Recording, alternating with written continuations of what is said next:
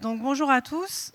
Pour cette dernière partie, on va plutôt évoquer l'aspect thérapeutique. Il faut savoir que tout ce qui a été dit aujourd'hui va pas mal ressortir dans notre pratique. Donc on va présenter le CRIAVS dans un premier temps, puis l'USA qui est l'unité de soins spécifique. Moi, c'est Justine Ricciuti, donc je suis éducatrice spécialisée de métier de base. J'ai majoritairement travaillé en pédopsychiatrie, mais aussi en ITEP, en MEX et un peu en IME. J'ai un DU de thérapie familiale systémique et j'ai un master en ingénierie conseil et formation. Donc aujourd'hui, je suis coordinatrice ingénieure formation du CRIAVS. Et moi, je suis Astrid Goumeau, je suis infirmière de formation depuis 14 ans maintenant. J'ai principalement travaillé au centre hospitalier du Rouvray, en pédopsychiatrie, mais aussi en secteur adulte sur l'unité d'orientation, d'accueil et d'orientation, l'UNACOR pour ceux qui connaissent, et puis des secteurs adultes. En parallèle, j'ai aussi travaillé dans le milieu du handicap et puis j'ai passé une équivalence de clinicienne à Montréal sur l'hôpital Sainte-Justine où j'ai essentiellement aussi fait de la pédopsychiatrie. J'ai intégré le CRIAVS et l'USA il y a maintenant 2 ans et demi et je suis coordinatrice depuis cette année sur l'USA. Donc le CRIAVS fait partie d'une fédération française des CRIAVS qui a été créée en 2008. Il y a 27 CRIAVS. Il faut savoir qu'il y en a un minimum par région et dans les régions assez importantes, il peut y en avoir 2. Nous, on recouvre le 27 et le 76 et pour l'autre côté de la Normandie, il y a Caen. Notre équipe se compose donc d'un psychiatre, donc d'une ingénieure en formation, d'un cadre de santé, d'une secrétaire documentaliste, psychologue, infirmière et éducateur. On dépend du centre hospitalier du Rouvray, qui est à Saint-Étienne-du-Rouvray, donc dans le 76. C'est vraiment une unité qui dépend du soin. Et les missions sont la mise en place de formations, donc d'actions formatives, majoritairement dans le champ de la santé, de la justice et du médico-social. On intervient, donc on en parlait tout à l'heure justement au niveau de l'éducation nationale, on peut intervenir. Non, on n'intervient que sur sollicitation et on est assez peu sollicité. On a des personnes qui peuvent venir dans les formations qu'on propose, mais on est peu sollicité pour aller dans leurs établissements. Donc le CRIAVS au niveau des formations a un catalogue de formations qui sort tous les ans, mais propose aussi des formations dites sur mesure, c'est-à-dire que selon les besoins de votre structure, vous faites appel au CRIAVS, on analyse vos besoins sur le sujet, ou si c'est des analyses de situation, des aides à l'élaboration d'un protocole, des formations sur des outils ludopédagogiques,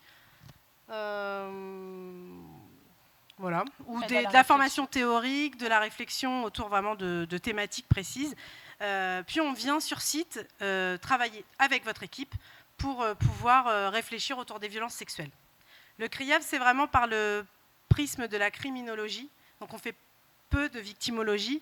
On va vraiment accompagner les équipes dans la prise en charge d'auteurs de violences sexuelles, que ce soit du tout petit à la personne âgée. Dans les missions, il y a aussi une mission de recherche. Actuellement, il n'y en a pas en cours. Il y a un travail exploratoire où on essaie de réfléchir autour du lien d'attachement et d'un éventuel lien avec le passage à l'acte. Donc c'est en cours pour l'instant. On travaille au développement de la prévention. Donc on peut faire des actions de prévention, par exemple, dans les universités en ce moment. On va travailler avec les équipes, notamment avec des outils ludopédagogiques sur la prévention des violences sexuelles, travailler le risque de violences sexuelles et ce qu'il faut travailler avec les patients, avec les résidents pour minimiser le risque de violences sexuelles.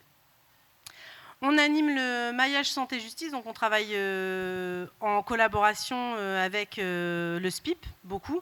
Et dans le centre hospitalier du Rouvray, on a donc notre cadre de santé qui travaille aussi au SMPR. On est dans la fédération médico-légale du centre hospitalier du Rouvray. On a aussi un pôle d'information et de documentation, donc pour ça qu'on a une secrétaire documentaliste. Le centre de documentation, il va fonctionner vraiment comme une bibliothèque et il est rattaché à tous les CRIAVS de France. C'est-à-dire que via le site internet TESEAS du centre de documentation. Si vous trouvez un outil, un article, un livre qui est au CRIAVS de Montpellier, par exemple, vous pouvez nous le demander, on le fait venir et vous pouvez nous l'emprunter. Les emprunts durent 3 semaines, vous pouvez emprunter aussi les outils, et les outils, quand vous voulez les emprunter, vous pouvez aussi être formé par notre équipe pour voir comment vous pouvez l'utiliser pour votre public. En ce qui concerne les missions, je pense que j'ai fait le tour. Et la dernière mission du CRIAVS. Effectivement, la Fédération des CRIAVS a mis en place, si je ne me trompe pas, en 2019, donc un projet qui s'appelle le projet STOP, du dispositif STOP, et qui est en fait un numéro vert d'orientation pour les personnes pédophiles. Donc en fait, chaque CRIAVS finalement a une permanence téléphonique en fonction de sa région, et les personnes qui le souhaitent peuvent contacter ce dispositif pour être orientées vers des soins. On n'a pas vocation forcément à faire de l'entretien par téléphone à ce moment-là, même si fatalement on en fait toujours un peu, parce que les personnes qui appellent sont pour la plupart demandeuses de soins. Je crois qu'on a noté qu'au niveau des premiers chiffres, en fait, les demandeurs d'aide, ça s'élève à 50,9%. Et parmi ce pourcentage, on a pu en orienter à peu près 60% vers des structures de soins. Il faut savoir qu'à l'échelle nationale, donc il a été lancé en 2021, tout début 2021. Et qu'en fait, le premier bilan qui recense les appels du 1er janvier 2021 au 30 janvier 2022 fait constat de 4150 appels. On était assez satisfait de ces chiffres. Il faut savoir que ce numéro, il est d'abord à destination des personnes pédophiles, donc attirées par les enfants et demandeurs de soins. La plupart du temps, ils appellent dans la crainte d'un passage à l'acte. C'est des personnalités qui sont quand même assez honteuses et qui sont en souffrance en règle générale et très à la marge de la société. Mais aussi, on peut avoir l'entourage proche de ces personnes-là qui sont souvent en demande par rapport à de l'orientation vers des soins. On a aussi des professionnels de santé qui nous appellent, des psychologues la plupart du temps, qui sont au contact dans leur patientèle de patients pédophiles, et ils ne sont pas forcément toujours à l'aise pour prendre en charge cette population. Donc ils peuvent nous contacter dans cet objectif-là, et puis nous, on aide à orienter vers les structures adaptées. Voilà pour le numéro STOP. Alors, concernant l'USA, l'USA, ça signifie Unité de soins spécifiques aux adolescents, auteurs de violences sexuelles. On vous a mis un peu le lieu qui se présente ici. Nous, on est situé à Rouen, à côté de la clinique Saint-Hilaire, pour ceux qui connaissent Rouen. Donc, on est dans ces locaux qui ne sont pas du tout adaptés pour nous, puisque vous voyez qu'il s'agit d'une maison à plusieurs étages. Du coup, c'est assez peu adapté pour accueillir les jeunes. Alors, on essaye de s'arranger comme on peut. C'est un service qui dépend toujours du centre hospitalier du Rouvray, et finalement il a été ouvert à la suite de réflexions, puisqu'on s'est aperçu, comme ça a été mentionné plusieurs fois au cours de la journée, que les atteintes sexuelles de mineurs sur mineurs étaient de plus en plus, augmentaient de plus en plus, et finalement il y avait peu de structures d'accueil, les CMP. Au niveau adulte, c'était le centre thérapeutique Saint-Sever, il y avait la maison des adolescents, mais finalement, ils n'étaient pas forcément spécialisés là-dedans. C'est pour ça que l'USA s'est mis en place, alors d'abord en collaboration avec la MDA, et puis on le fait toujours d'une autre manière. Mais dans tous les cas, ça a été ouvert en 2017, et c'est un service qui prend en charge des adolescents qui présentent des problématiques assez complexes, où la problématique sexuelle est souvent intriquée avec d'autres problématiques, comme ça a été évoqué plusieurs fois aujourd'hui. Ce sont des profils qui sont judiciarisés ou non, mais ça on y reviendra sur le mode d'admission sur l'USA.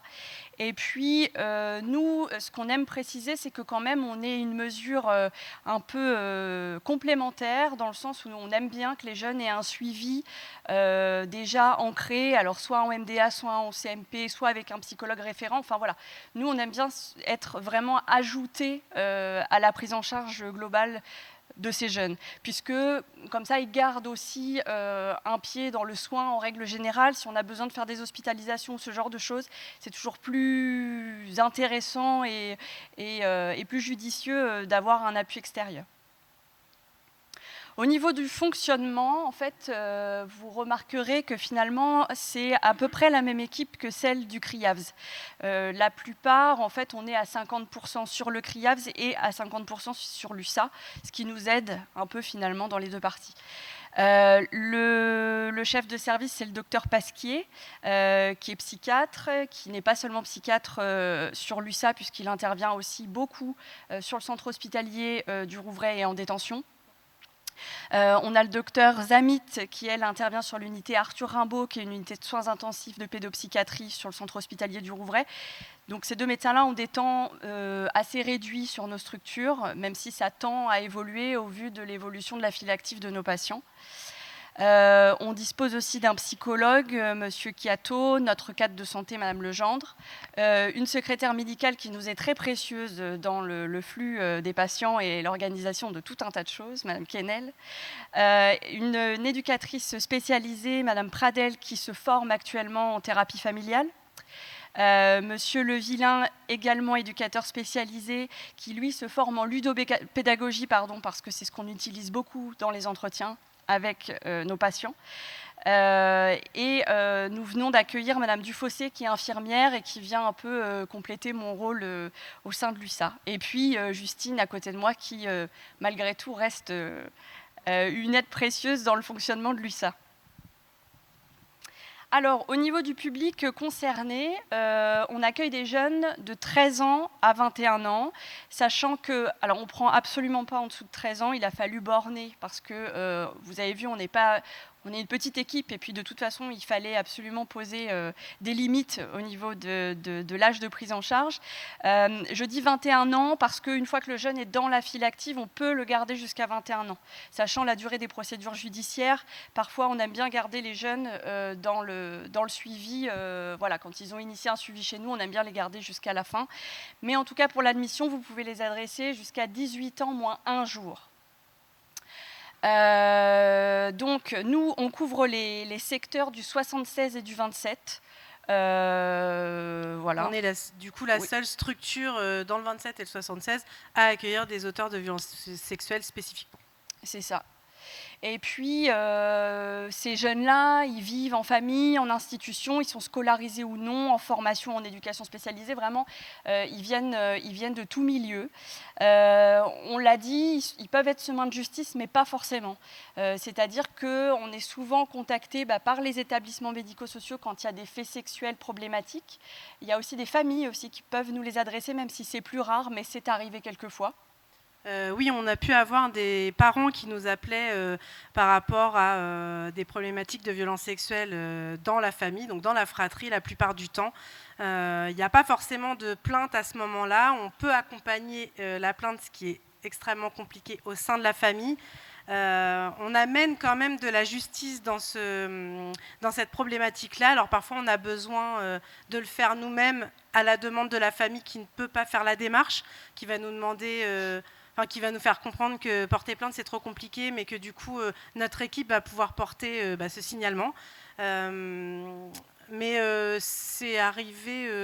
non, ça peut vraiment arriver. De toute façon, tout le monde peut nous adresser un ou une jeune présumée auteur de violences sexuelles ou ayant des comportements sexuels problématiques. Et s'il n'y a pas d'obligation de soins, par contre, il faut que l'adolescent adhère un minimum, accepte de venir. On l'a déjà mentionné, mais avec un suivi parallèle, c'est toujours mieux. Et puis, au niveau du partenariat privilégié, ça reste aussi la MDA, parce que c'est souvent eux qui nous orientent, les jeunes. Voilà, donc on garde cette alliance-là qui est assez précieuse, parce que pour la suite et pour le passage de relais, quand le suivi finalement se termine sur l'USA, on redirige assez souvent sur la MDA de secteur. Alors, quand un jeune nous est adressé pour la première fois, ça se passe toujours un peu de la même façon, c'est-à-dire qu'on établit un temps d'évaluation. Il y a un premier contact qui se fait classiquement par le biais de notre secrétaire ou par nos boîtes mail quand ce sont des personnes qui nous connaissent directement. Et puis des fois aussi, c'est par le biais du CRIAFS, parce que la plupart du temps, quand on intervient pour des aides à la réflexion, souvent il y a des situations qui émergent, et puis à ce moment-là, on peut aussi recevoir des demandes par ce biais-là. Et en fait, notre secrétaire, elle recueille dans un premier temps le motif en fait, de la demande, et elle va fixer plusieurs rendez-vous. Un premier rendez-vous avec un binôme soignant, la plupart du temps éducateur et infirmier. Ça peut être aussi éducateur-éducateur ou infirmier-infirmier, ça dépend un peu de qui va être là. Et pendant ce premier rendez-vous d'évaluation, finalement, on va un peu essayer de faire un état des lieux de la situation. On va reprendre avec le jeune le motif de sa venue. On va poser tout un tas de questions sur son mode de vie, sur ses antécédents au niveau, alors ça peut être médical, chirurgical, ça peut être au niveau psychologique, au niveau judiciaire. On refait un état des lieux au niveau de l'anamnèse, et puis ensuite on conduit un entretien comme on le fait la plupart du temps en psychiatrie. Nous, on va s'attarder pas mal au niveau de l'entretien sur le passé traumatique du jeune, puisque comme on l'a évoqué plusieurs fois, souvent c'est ce qui est mis en avant. Souvent on retrouve des événements traumatiques, alors soit de l'inceste, soit des atteintes violentes, du harcèlement, ce genre de choses. On pose la question aussi de la consultation de la pornographie. Et dans cette question-là, ce qui nous intéresse beaucoup, c'est aussi le recul qu'ils peuvent avoir par rapport à ça. Parce qu'effectivement, on se rend compte que le premier visionnage de porno, c'est de plus en plus tôt. Nous, on en voit déjà, ils nous parlent d'avoir visionné de la pornographie. La plupart du temps, nous, ça tourne plutôt autour de l'âge de 8 ans. Hein. Avant l'âge de 10 ans en tout cas, donc ce qui est évidemment aussi très traumatique. Mais voilà, ce qu'on questionne majoritairement, c'est la prise de recul par rapport à ça. Et puis, on en parlait aussi ce matin par rapport au visionnage de pornographie. On va demander donc, si c'est visionné, la fréquence, etc. On va aussi demander les catégories choisies. Parce que ça peut aussi parfois nous aiguiller un petit peu sur l'aspect violent, la recherche de violence, ou parfois il n'y a pas forcément plus de recherche que ça, mais c'est vraiment une question qu'on pose aussi. Ouais. Et pour ce qui est au niveau du traumatisme, on va poser les questions, ça ne va pas être qu'intrafamilial. On a beaucoup de jeunes qui ont subi aussi du harcèlement scolaire et qui sont traumatisés par cet événement-là et par les suites de cet événement-là. Et par le biais de cet entretien, alors on les prévient d'avance, hein, parce qu'effectivement on pose des questions qui sont un peu gênantes pour eux, même si la plupart du temps ils nous répondent de manière assez authentique, on trouve en tout cas. On leur pose aussi la question de la masturbation et de savoir donc s'ils ont une activité masturbatoire, dans le sens où savoir s'ils conservent une sexualité malgré les faits, si elle est exacerbée ou minorée, comme on a pu l'évoquer aussi, et puis de savoir si le support pornographique est obligatoire et support directement chaque fois à la masturbation. Nous, on les encourage à chaque fois à essayer de se mettre un peu à distance de la pornographie pour ça. Alors, ils sont un peu étonnés, mais on leur précise que de toute façon, voilà, la masturbation, ça fait partie de la santé sexuelle et que de toute façon, s'ils le font beaucoup trop ou s'ils le font pas assez, ça témoigne quand même de quelque chose dans leur vécu. Après, pendant cet entretien-là, on peut aussi questionner sur l'expression des émotions. On va leur demander un petit peu quelles émotions ils peuvent ressentir. On voit un petit peu du coup au niveau vocabulaire émotionnel ce qu'il y a, et puis voir ce qui reflète quand on parle des émotions. Parce que ça va avoir de l'importance pour la suite de notre prise en charge. Et ça, en fait, ça nous permet de faire un peu un état des lieux, de savoir ce qu'on va pouvoir déjà penser à travailler pour la suite. Ensuite, donc une fois que cet entretien-là est terminé, il va y en avoir un deuxième. La plupart du temps, on aime bien qu'il y ait une personne du premier binôme qui soit là. Et puis, il va être associé donc soit notre psychiatre ou notre pédopsychiatre en fonction. Et finalement, là, il y a des questions qui vont être un peu similaires, qui vont être reposées. Le psychiatre a souvent des questions un peu annexes à poser aussi. Mais ce qui est important, je dirais, dans ce double entretien, c'est aussi parfois le changement de discours, parce que parfois, vous avez des jeunes qui vont nous dire des choses lors du premier entretien, et puis finalement, on ne va pas du tout avoir le même jeune lors du deuxième entretien. Ou alors, on va avoir des révélations qui vont être différentes lors du deuxième entretien. Donc finalement, cet état des lieux et le fait de multiplier les visions du jeune va nous permettre ensuite de pouvoir adapter ou de proposer une prise en charge la plus adaptée possible. Non, c'est vraiment un double regard. Parfois, au premier entretien d'évaluation, on se dit, bon, bah, soit là, l'adhésion est facile, ou ah non, c'est peut-être pas une bonne orientation, peut-être qu'il ne va pas dépendre de notre unité. Et au deuxième entretien, le binôme suivant voit des choses complètement différentes. Du coup, ça nous permet vraiment, dans le troisième temps qu'est la synthèse, de pouvoir échanger sur les indications de prise en charge. Oui. C'est exactement ça. Et effectivement, ouais, voilà, le troisième temps, on essaie de faire une synthèse assez rapprochée de ces 2 temps de rencontre pour pouvoir un peu reparler de ces 2 entretiens, de déterminer si le jeune il dépend vraiment de notre structure, parce que finalement, c'est une structure qui prend en charge des auteurs de violences sexuelles. C'est quelque chose d'assez lourd. Et il faut qu'on soit bien sûr que le jeune il dépend tout à fait de cet endroit-là. Dans tous les cas, on essaye d'adapter un maximum, de prendre en compte tous les mécanismes qui sont autour, d'individualiser au maximum la prise en charge et surtout de prendre en compte les facteurs environnementaux. Alors, une fois que le jeune ensuite est entré dans le cursus, donc comme on vous disait, la prise en charge, elle est très individualisée, donc au niveau de ce qu'on peut proposer, on y viendra après, je pense. Mais dans tous les cas, voilà, on a un peu un programme de soins qui se met en place en fonction, voilà, si on préfère que le jeune aille voir plutôt le psychologue, plutôt un binôme soignant, en fonction de ce qu'il y a à travailler. Dans tous les cas, il y a toujours la prise en charge avec le psychiatre qui va s'opérer au moins 1 fois par mois, du moins au début.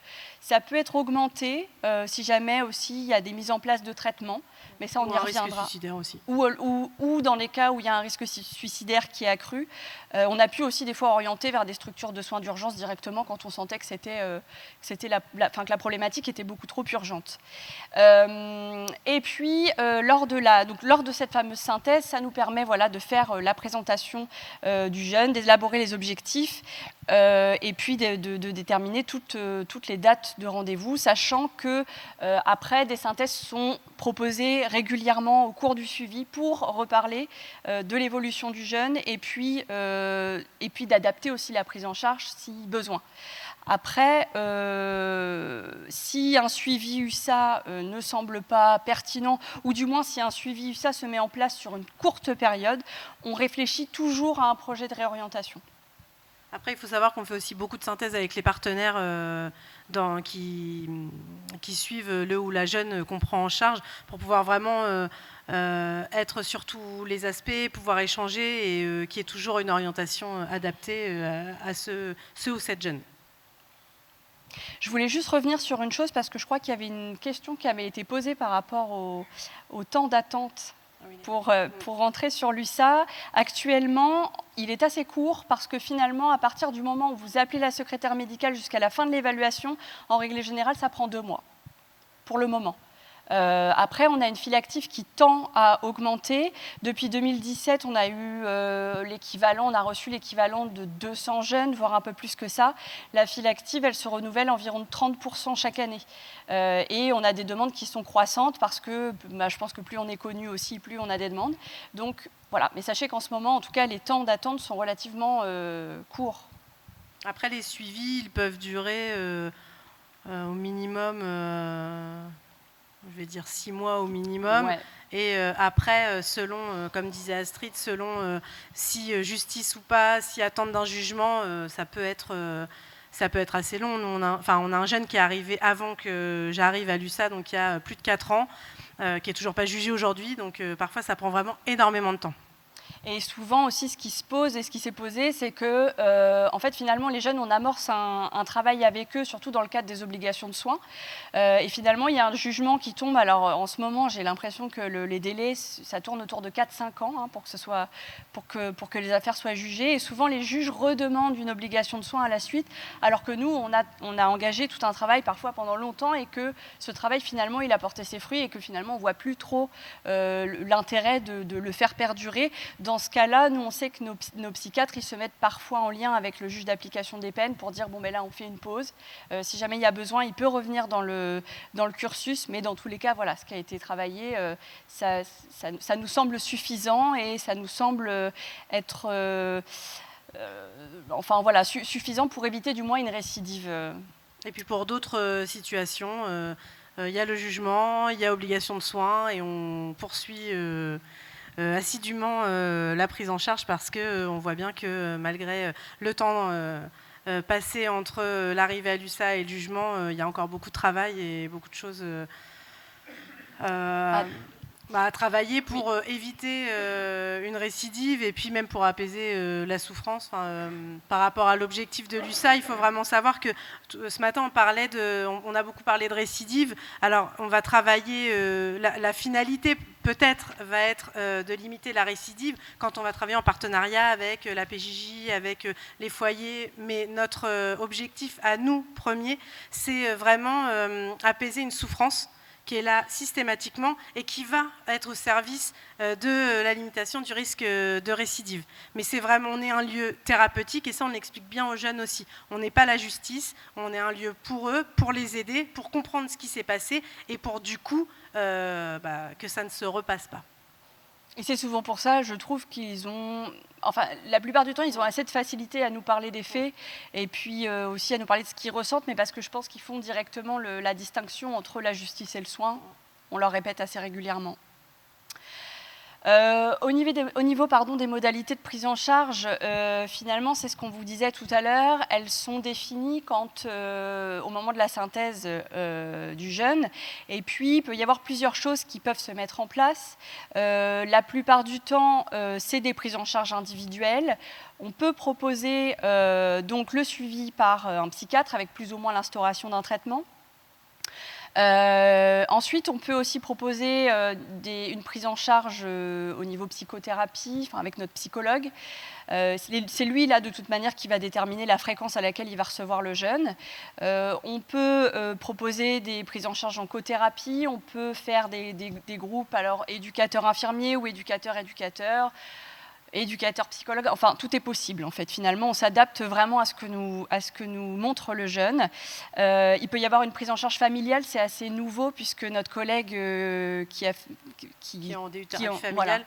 Voilà. En fait, par rapport à la prise en charge familiale, alors nous, on est vraiment la structure qui reçoit les jeunes.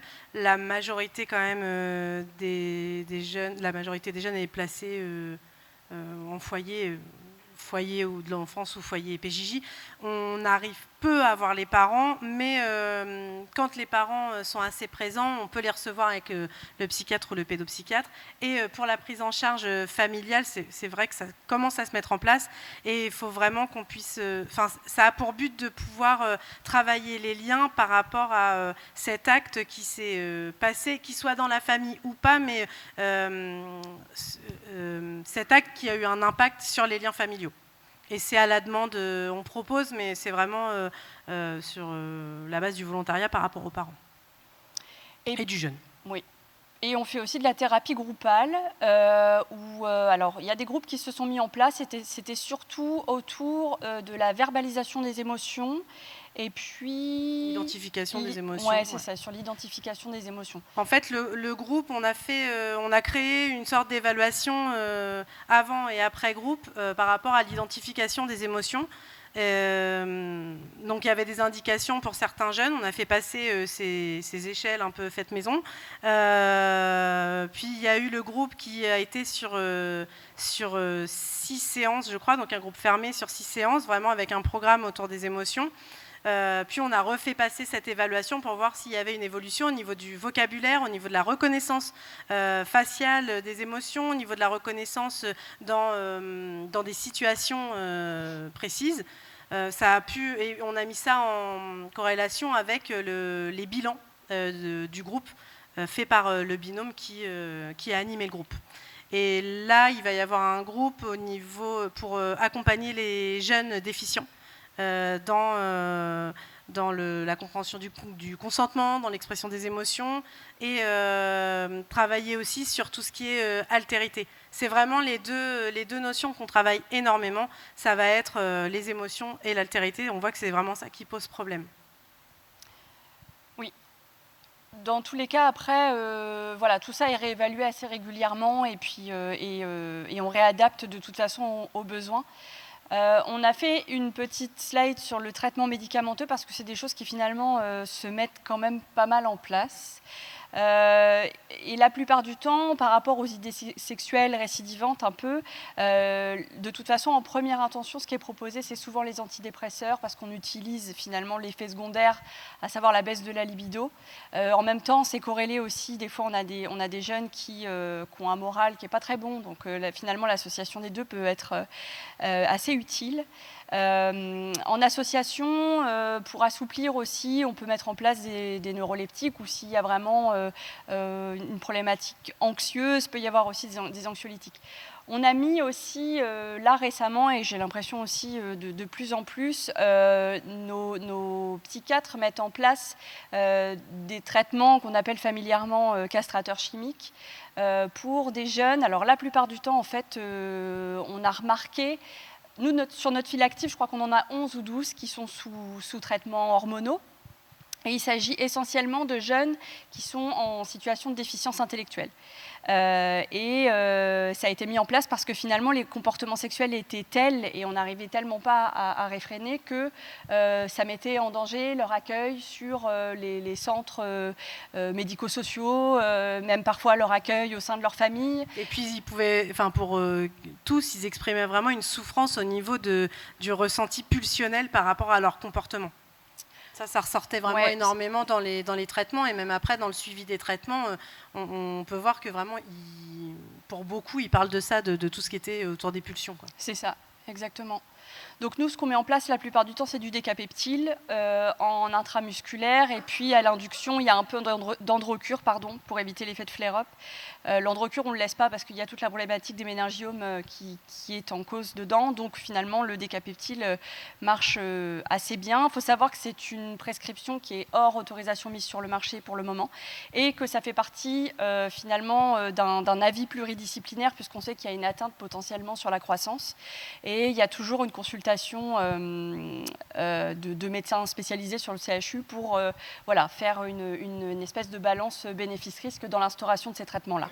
Donc ça ne leur empêche pas d'avoir une sexualité au niveau de la croissance, etc. Si on arrête le traitement, il y a tout qui reprend. Exact. Donc c'est pas, on parle de castration chimique, tout de suite on voit le côté irréversible. Non, c'est vraiment là pour aider à canaliser les pulsions. Et comme tu disais, c'est très temporaire et nous, on fait des surveillances quand même assez accrues à tout niveau, au niveau cardiaque, au niveau de la croissance, au niveau biologique, pour voir que le traitement, pour voir si le traitement est bien toléré. La fin de prise en charge, dans le meilleur des cas, c'est quand on trouve que le jeune a suffisamment bien avancé à différents niveaux et qu'on sent qu'il est capable de réintégrer la sphère sociale sans qu'il se mette de nouveau en danger et sans qu'il soit tenté par des passages à l'acte sexuel. Donc voilà, à l'atteinte des objectifs, on peut dire, nous, on arrête le suivi sur l'USA. On vous a dit, c'est très variable en fonction des profils qu'on rencontre. Et puis, aussi par rapport à une fin d'obligation, d'injonction, mais ça, finalement, c'est assez rare, puisque finalement, le délai, comme on vous disait, des réponses de la justice est tel qu'en fait, finalement, on les garde quand ils ont des obligations jusqu'à la fin, quoi. Après, parfois, ça va être aussi un déménagement, parce que pour ceux qui ont un éloignement géographique d'ordonnée, on a eu des jeunes qui étaient suivis, par exemple, qui habitaient sur Le Mans et qui étaient en foyer PJJ sur Rouen, qui étaient suivis sur Rouen. Quand il y avait un retour à domicile ou un rapprochement familial, du coup, on ne peut plus suivre et on réoriente sur une structure à peu près similaire. On fait toujours un relais de toute manière, on les laisse jamais dans la nature quand c'est comme ça, on organise toujours ça. Et puis après, il y a des arrêts décidés par les patients quand il n'y a pas d'obligation de soins. Si ils ne veulent pas venir, ils ne veulent pas travailler. On ne peut pas les attacher. Non, voilà. Donc s'ils décident d'arrêter, ils arrêtent. Au niveau des patients USSA, donc, on a voulu faire quelques chiffres pour parler vraiment de notre fil actif des jeunes cette année qu'on a reçu. On trouvait intéressant de faire le lien un petit peu avec, par des chiffres avec ce qui a été dit aujourd'hui.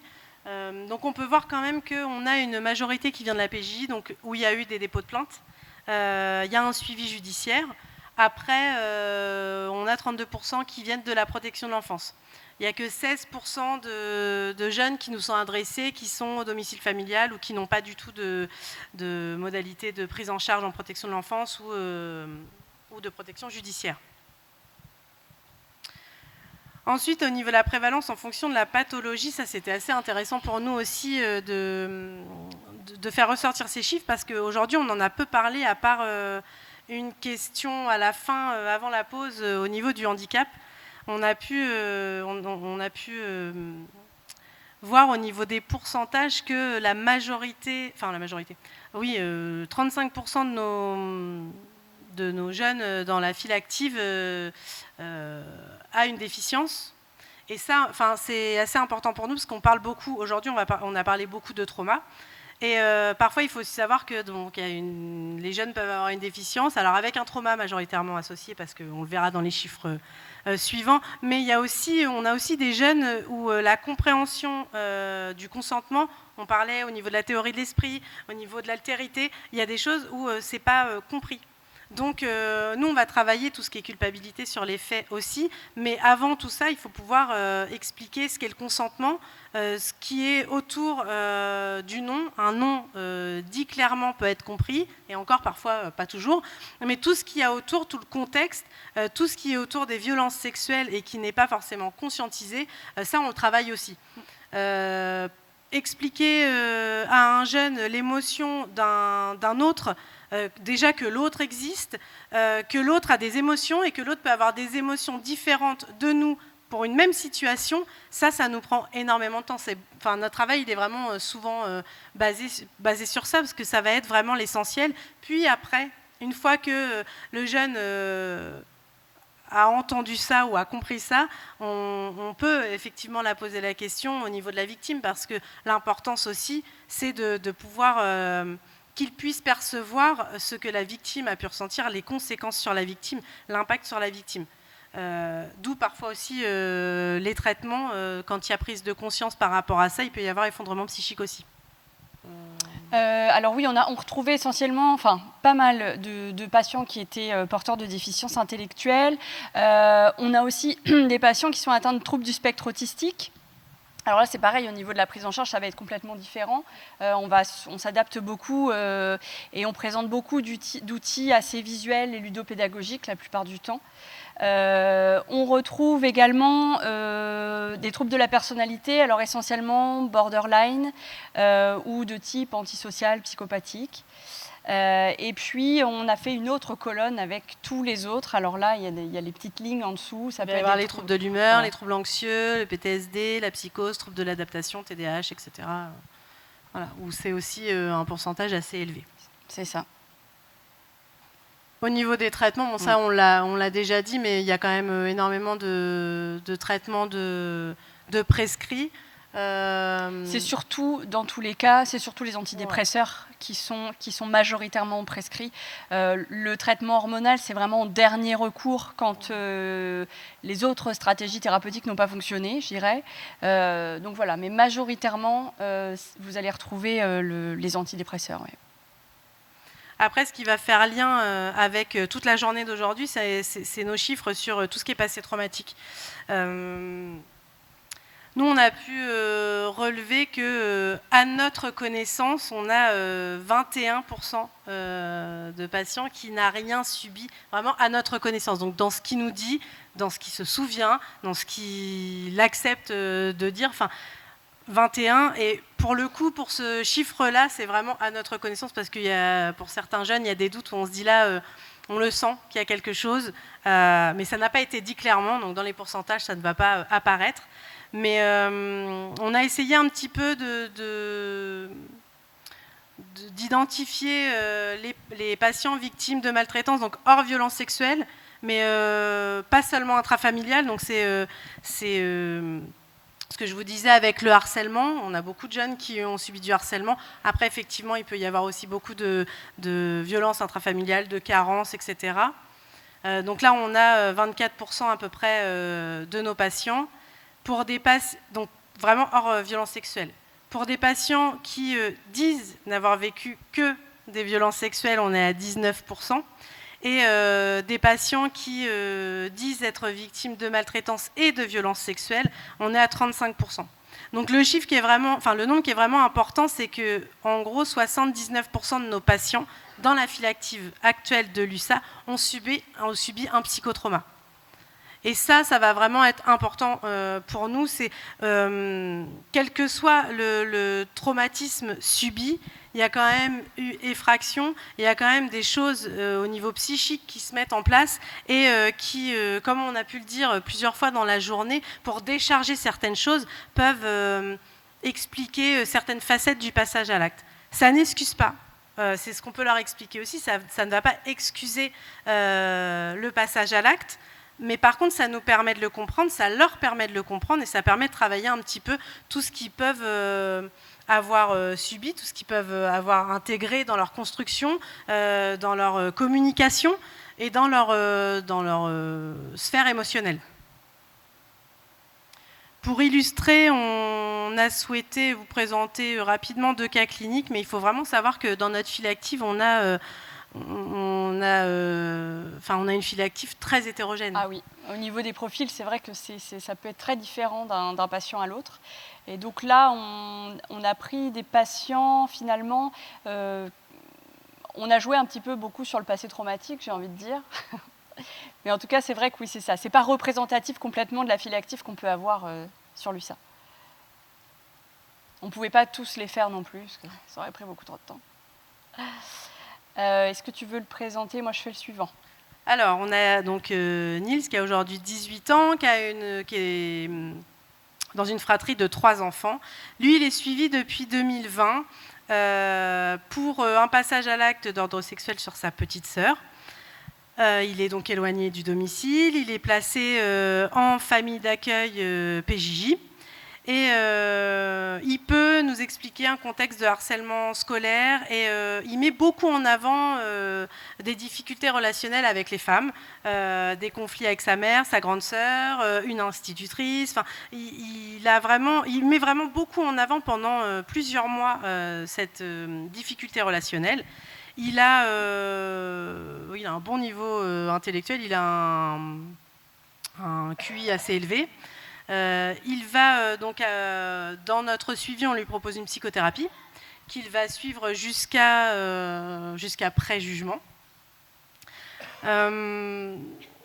Il a bénéficié aussi du travail de groupe au niveau de l'identification des émotions. C'était extrêmement compliqué. Et au niveau de l'altérité aussi, comprendre vraiment les émotions de l'autre, comprendre l'autre, c'était vraiment quelque chose qui le mettait en difficulté. Il pouvait verbaliser cette difficulté. Peu de temps avant l'audience, il commence à aller de moins en moins bien psychiquement. On constate un début d'effondrement alors que le travail avançait, que c'est quelqu'un qui a adhéré aux soins assez rapidement, qui était volontaire, qui est toujours venu à ses rendez-vous, qui pouvait questionner son suivi, les objectifs du suivi, mettre en avant ses difficultés. Et du coup, peu de temps avant l'audience, donc on constate un début d'effondrement et une révélation concernant sa grande sœur. Il faut savoir qu'on n'a pas pu travailler avec les parents et que c'était assez verrouillé de ce côté-là. Lui était dans une grande loyauté au niveau familial et la sphère familiale était intouchable dans les séances. Et donc, lors d'un entretien médical, il révèle qu'il se souvient qu'il donc sa grande sœur a tenté de le violer quand il était plus petit. Donc là, juste avant l'audience, on arrive enfin à comprendre. C'est vrai que pour ce suivi-là, malgré l'adhésion du jeune, on avait vraiment du mal enfin, on était un peu à côté. On était sur majoritairement le harcèlement et puis des conflits dans la fratrie. On était vraiment dans toutes ces hypothèses-là qui ne sont pas forcément fausses, mais on sentait qu'il manquait quelque chose. Et là, avec cette révélation-là, on comprend davantage au niveau du passé traumatique. On fait le lien, on lui a permis, avant l'audience et après l'audience, de faire le lien avec l'acte qu'il avait pu subir et l'acte qu'il a pu faire subir. Et cette situation-là, pour nous, elle était vraiment importante parce qu'on a pu travailler énormément de choses, mais en fait, sans cet élément traumatique, on lui avait donné des outils, mais pas la compréhension de son acte.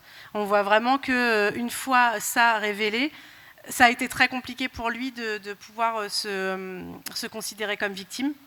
Il a, si je ne me trompe pas actuellement, toujours pas porté plainte contre sa sœur. Il ne le souhaite pas. Par contre, maintenant, il arrive à élaborer autour du lien qu'il peut faire entre voilà, ce qu'il a vécu et ce qu'il a pu faire vivre à sa sœur, faire comprendre aussi, enfin, il a pu aussi comprendre, se mettre à la place de sa sœur, pouvoir dire ce que lui a ressenti, ce que lui a vécu, ce que sa petite sœur du coup a peut-être éventuellement vécu aussi au niveau de l'impact de ses actes. Il a pu vraiment élaborer autour de tout ça.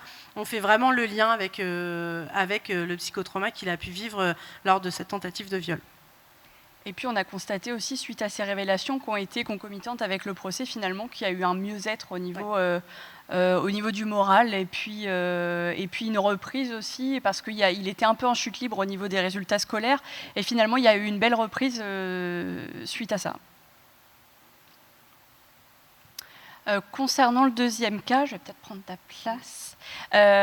C'est un jeune homme, Antoine, donc, qui a 16 ans et qui nous est amené à la suite directement à une sortie d'incarcération. Alors c'est une incarcération qui avait duré 3 semaines. C'est quelque chose qui est assez inhabituel quand même, parce que nous, la plupart du temps, ils ne sont pas incarcérés, les jeunes. C'est vraiment du présententiel. Ouais, et c'est rare. Quand il y a viol en réunion, souvent ils sont... Ouais. C'est ça. Mais en tout cas, ce n'est pas la majeure partie des patients qui nous sont adressés. En tout cas, lui, il sort d'incarcération. Il nous explique qu'en fait, il est issu d'une famille recomposée, qu'il vit avec des demi-frères du côté paternel, que finalement, les parents sont peu présents parce que leur profession leur impose d'être assez loin du domicile. Et finalement, il se réfugie souvent sur son ordinateur et dans les réseaux sociaux et les jeux vidéo. Et du coup, il est sur une plateforme de chat pour parler de jeux vidéo et via cette plateforme, il est victime de grooming. Je ne sais pas si c'est clair pour tout le monde le terme de grooming, le fait d'être victime finalement d'une personne qui pensait du même âge que lui, mais qui finalement est plus vieux que lui et qui l'amène à avoir soit donc à envoyer des photos à caractère sexuel, soit à passer à l'acte. Et pour lui, c'est ce qui s'est passé, parce que dans un premier temps, cette personne qui pensait avoir le même âge que lui avait en fait 35 ans, et par le biais de l'amorce d'une pseudo-relation amoureuse, finalement, il a pu envoyer des photos de lui nu, mais aussi cette personne lui a demandé des passages à l'acte filmés, d'ordre sexuel, sur le petit frère. C'est les parents qui ont découvert les vidéos sur le téléphone portable et qui ont directement été à la gendarmerie pour porter plainte. Alors il y a eu 2 dépôts de plainte, puisqu'il y a eu contre le jeune et contre la personne de la plateforme, en fait, finalement. Et lui, quand on le reçoit, alors il est assez émoussé, il montre assez peu d'émotion, il est assez lisse. Et au final, on ne comprend pas vraiment le pourquoi du passage à l'acte. Alors au début, on essaye de vraiment mesurer l'emprise qu'a pu avoir la personne à qui il parlait sur la plateforme de jeu. Et puis rapidement, en fait, il en vient à nous parler de viols subis dans l'enfance de la part de son demi-frère. Mais c'est des choses finalement au début qui banalisent complètement en disant oui, enfin ça c'était avant, c'est passé, on n'a pas porté plainte, il est fou. Donc c'est un frère qui avait une grosse pathologie psychiatrique. Et finalement, on se rend compte que la banalisation de ce passage à l'acte sur lui et le fait qu'il n'ait pas été reconnu finalement en tant que victime a précipité peut-être un peu le passage à l'acte en tant qu'auteur. Et finalement, pour lui, en ce moment, on est encore dans un gros travail avec le psychologue, mais aussi potentiellement sur le groupe émotion, puisqu'il est assez inhibé sur le plan émotionnel. Il ne dit pas grand-chose, il ne ressent pas grand-chose. Et puis, on travaille aussi beaucoup avec lui sur la nécessité d'un dépôt de plainte pour lui aussi être reconnu en tant que victime. Et c'est quelque chose... Enfin, il résiste encore pas mal par rapport à ça. En tout cas, voilà, c'est le travail qu'on amorce avec lui en ce moment et qui nous demande beaucoup d'énergie. Voilà, donc ça vous montre un peu un échantillon de ce qu'on peut rencontrer et du travail qu'on peut mettre en place auprès de nos jeunes sur l'USA. Mais encore une fois, c'est un tout petit échantillon puisqu'il y a tout un tas de choses qu'on peut proposer. Et puis, on a surtout une grosse bibliothèque au niveau ludopédagogique et ça nous permet d'avoir beaucoup de supports et de médias pour pouvoir entrer en relation et puis des fois un peu contourner le sujet qui est assez douloureux, mais au final, pour pouvoir travailler sur le sujet essentiel. Pour finir, on a aussi parlé dans la journée des jeunes en dessous de 13 ans. Donc nous, on ne les prend pas à l'USA. Par contre, quand on a des appels pour des jeunes en dessous de 13 ans, vu qu'on est la même équipe, le même lieu entre le CRIAFS et l'USA, on bascule l'appel sur le CRIAFS pour pouvoir dire, voilà, si vous êtes en difficulté dans la prise en charge de ce ou cette jeune, le CRIAFS peut intervenir auprès de votre équipe pour pouvoir vous permettre de faire un pas de côté ou de réfléchir avec vous sur la situation.